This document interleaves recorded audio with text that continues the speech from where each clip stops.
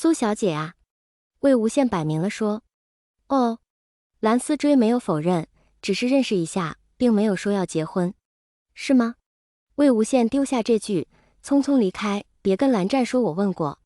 明天这个合同你代表公司去签。见魏无羡一反常态，早早就回来，藏色将一份文件丢在他面前。魏无羡一看，是和云深的合同，对方的负责人是蓝忘机。老妈，你故意整我的吧？魏无羡无语道。有问题吗？不是离婚了？藏色轻描淡写地说，阿英的意思是，以后不能再面对忘机了。魏无羡翻了个白眼，一把拿过文件。去就去。第二天下午，魏无羡只身来到云深总部，不知道是不是心理作用，魏无羡感觉四周都是指指点点的目光。被带到蓝忘机的办公室，对方一见是魏无羡，也没什么过多的反应，礼数周到的接待了他，就像没结婚离婚这回事一样。两人心平气和地商议了合同的具体细节。既然蓝总没有什么意见，那就签字吧。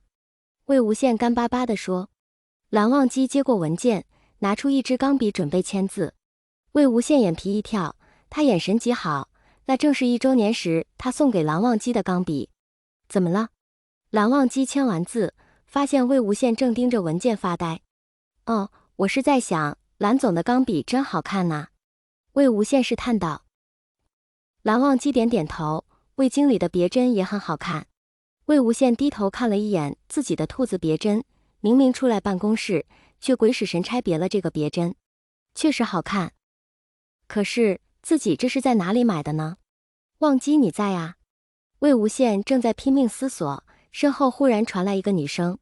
他回头一看，正是那位大名鼎鼎的苏小姐，顿时眉头不禁皱了起来。蓝忘机淡然地坐在椅子上，没有起身，也没有吭声。我刚好顺路，是想问一下晚上一起吃饭吗？苏小姐优雅地问。蓝忘机没有立刻回答，而是看向魏无羡这边。那魏经理这边还有事吗？魏无羡收回眼神，理所当然地说，有啊。苏小姐露出吃了一惊的表情，重复道，你们还有事吗？有啊。魏无羡慢条斯理地撑着脸，也看向蓝忘机，蓝总，是吧？晚上，魏无羡和蓝忘机坐在餐厅里，气氛诡异。为了逞一时口舌之快，魏无羡硬是厚着脸皮留下来让蓝忘机请他吃晚餐。魏无羡手里握着刀叉，却迟迟没有落下。他抬眼一看，蓝忘机倒一副悠哉的模样，仪态无可挑剔。我这是在干什么？魏无羡手上的力道不自觉加大。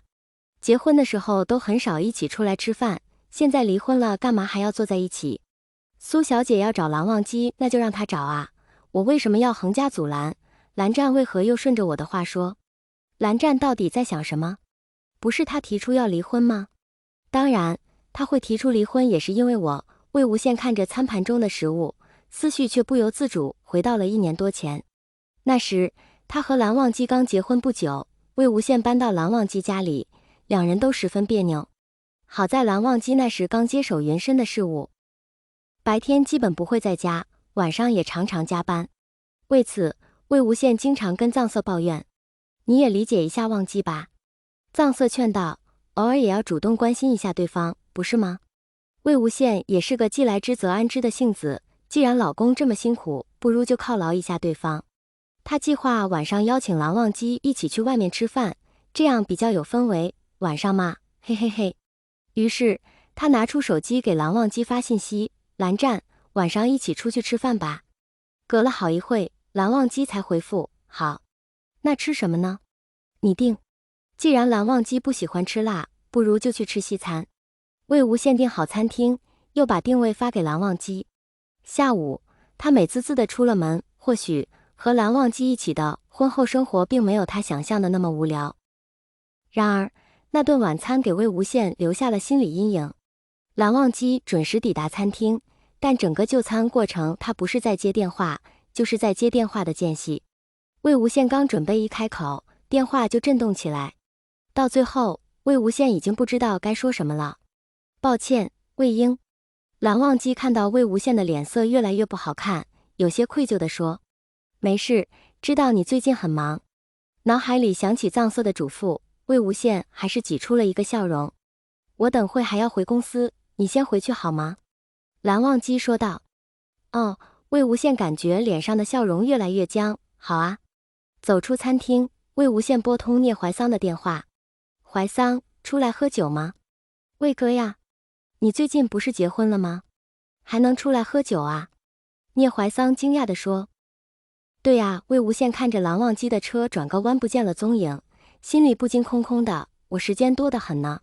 深夜，蓝忘机回到家时，发现喝得迷迷糊糊的魏无羡趴在客厅沙发上就睡着了。魏婴，起来！蓝忘机说着，就去拽魏无羡的手臂。就让我在这里睡，魏无羡十分不爽地说。为何出去喝酒？蓝忘机有些不悦。